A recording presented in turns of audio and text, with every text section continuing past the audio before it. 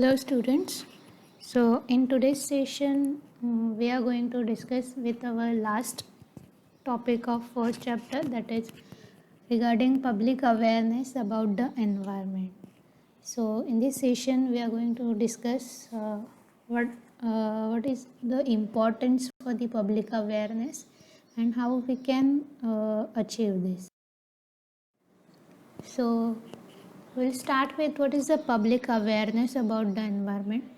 So basically, public awareness of the environment is the ability to understand the surrounding world, including the understandings to all the changes occurring in the environment, understanding of causes and effects, relationship between the quality of the environment and human behavior, and a sense of responsibility of preserving them to the next generation. That is nothing but to be environmental friendly. So how to be a environmental friendly, or what do you mean by environmental friendly? So it is a behavior which is driven by the will to save our environmental system. So we have only one earth where life is possible. So we have to save it, then save our animals and plants from extinction, because we'll get many of the resources from animals and plants. So we have to save them. Then we have to ensure a liable future for the next generation. Then next, make our contribution makes us happy towards our environment. Whatever we do for it, so it will make us happy.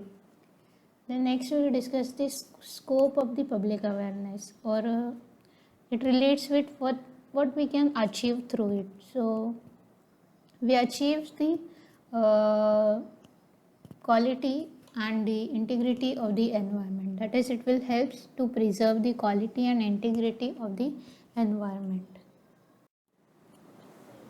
Then here are the simple ways to live environmental friendly, how we can preserve our environment. So first is avoid plastic cups and plastic packagings, as we all know. So as we have already discussed it in the last session also in 4R concept. So avoid the use of plastics, because plastic is very harmful and it takes many years to degrade it. So it causes the pollution, and that's why we have to avoid it. Then buy the local food, as the local food doesn't require that much of packaging. So we have to avoid packaging and we have to go for the local food. Then dispose our waste properly. So have to manage our waste, such as we have to separate it properly and then dispose it. Then educate our children regarding the uh, management of environment. Then grow native plants or the organic gardening. So we have to support it, organic gardening, and we have to grow native plants. Then raise the awareness among the people. Then reduce the use of deodorants and sunscreen, as it contains various harmful chemicals which are responsible for the pollution, air pollution. So to avoid it, we have to reduce the use of deodorants and sunscreen. Then reduce the waste whenever possible. Whenever, as we have discussed in last session also, 4R session. So we have to reduce our waste generation. Whenever it is possible to create any waste out of waste, so we have to go for it, so that 4R concept is also followed, and waste generate, and we can reduce the amount of waste. Then reduce our consumption level. So consumption level regarding any resource, for example food or clothes. So we have to use it properly, so that the resources which are required to produce it will be less required. Then next, save metals. We have to use metals in a proper manner, so that that can be used for long period of time. Then same for the printing paper. So whether it is in office or at home, we have to use paper properly. Then save water. Next, make use of social media to speak up and aware the people through social media. Then stop using drugs, so as it can harm to our health as well as nature, so stop using drugs. Then support local farmers. We have to make initiative towards local farming. We have to support the local farmers by buying the local products. Then switch off our TV, AC, lights whenever not required, so as it can save electricity, which in turn saves the energy. Then turn off unnecessary car devices. Then use alternative means of transportation. For example, we can use carpools or bicycles, or we can simply walk for the short distances. Next, use electronic tickets. So by using electronic tickets, we can reduce the amount of paper, so paper can be saved. Then use energy efficient devices. So by using the star rating, we have to purchase the devices so that these devices can be energy efficient. Then use our clothes efficiently so that they cannot get waste, and the production of that clothes, whatever the resources are required in production of that clothes, will be minimally used. Then use our food in an efficient manner. Yes, always. Next. So here are the steps which can explain by the picture. So close the water taps after use always. So we have to check for the cooler at the school or at the colleges. We have to check whether the water taps are closed properly or not. Then for the housing system, we have to manage the or we have to prepare the rainwater harvesting system so that we can save the water. We have to make sure that the disposal or the waste from the industry should not be directly get into the water source. It should be treated properly before it should get into the water. Then next, these are the some of the steps which we can take at home. So you have to just go through it, and by seeing the pictures and the description, you will come to know what are the steps in your daily life to save the water, or to save the any energy you can use. So carefully go through this slide.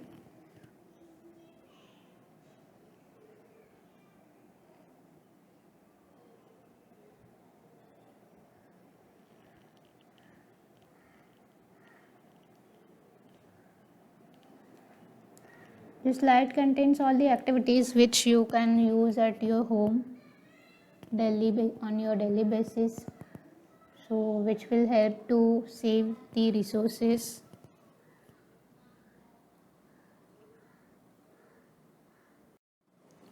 The next one, control the population. So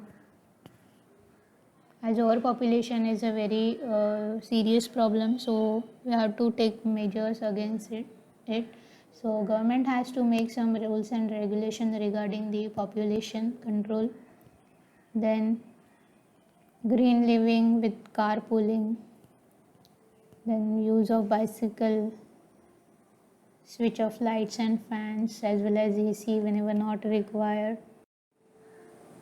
Then to control the land degradation, we have to use the organic farming instead of use of harmful chemicals as well as harmful fertilizers.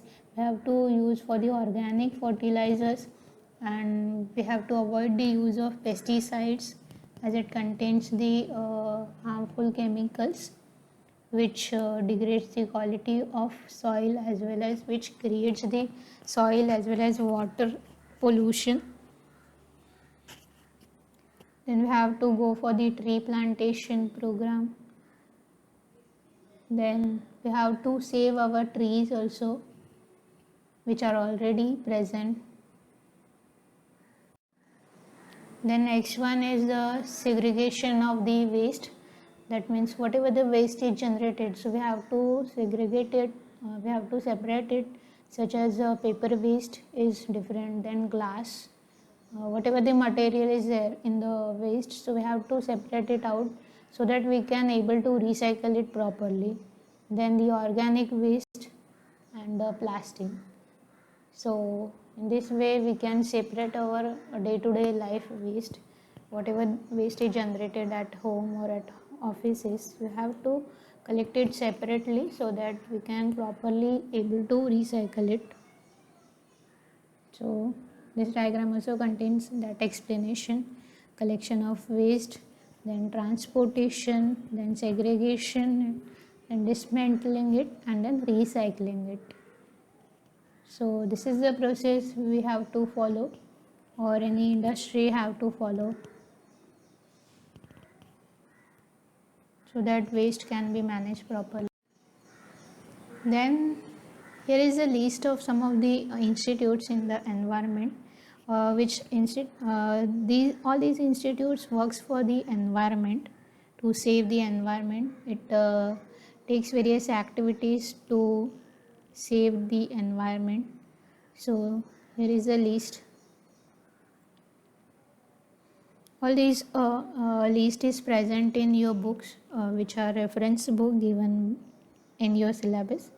So from that I have taken this. So it is already present there, and so all the deep study regarding this, the institutions, objectives of this institution is present in that book, so you can follow them. The next, peoples in the environment. Various peoples who are really fighting tough for the environment, to save the environment, like Salim Ali, Indira Gandhi, S.P. Godrej, Meera Patkar are some of them. So there are various peoples, among them these are some of. So this is also present in your that book, reference book, so you can refer that also. The next one will discuss with the next initiative towards the environment, that is Pani Foundation. So as may you all know about this. So Pani Foundation is the foundation which believes that the solution to our crisis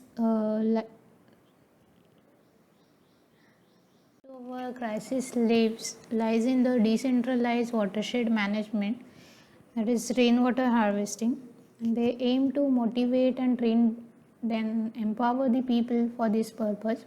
Their immediate mission is to make Maharashtra drought-free, and we believe this can only be achieved when students, farmers, and working professionals, industrialists in the world, and millions of people from different walks of life join this movement.